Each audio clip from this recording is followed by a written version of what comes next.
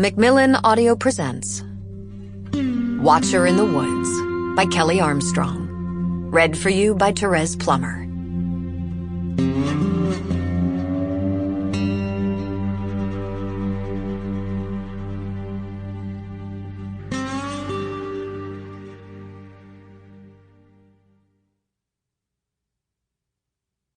Chapter 1.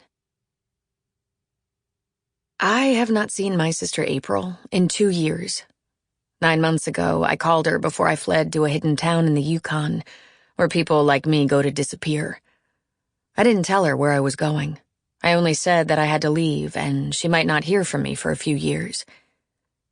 Maybe I was imagining it, but I thought I heard relief in her voice. After our parents died, I would call before April's birthday, before Thanksgiving, before Christmas, and I'd suggest getting together. For the first year, she made excuses. Then she stopped bothering, and I stopped calling. I worked through every holiday and pretended it didn't matter. Of course it mattered.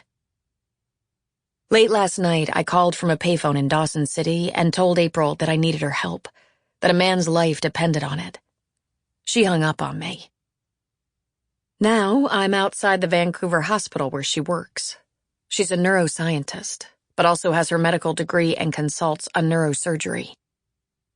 According to her assistant, she's been here all night on an emergency call and should be leaving at any moment. I'm standing by the parking garage. I've confirmed there's a car in her spot. Now, it's just a matter of waiting. "Looks like good weather today," says a voice beside me. I slant my gaze to a guy about 4 feet away. He's 6 feet tall with dark blonde hair and a buzz cut.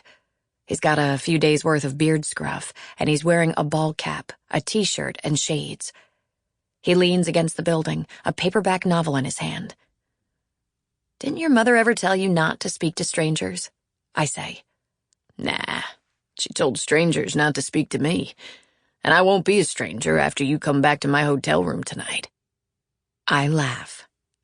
Does that line ever work? "Never tried it." He lifts the shades. "I can offer further incentives, if you'd like." "Like a room service dinner?" "Sure, eventually." I slide over and lean my head against his shoulder before putting space between us again. Eric Dalton, the sheriff in Rockton, that hidden town where I've been living. Also, the guy I've been living with. April doesn't know Dalton, so we're keeping our distance until I introduce him. Dalton can be a tad intimidating when he wants to be. And given the runaround I'm getting from April, he really wants to be. "You could just wait at her place," he says. "That would require knowing her address," I say.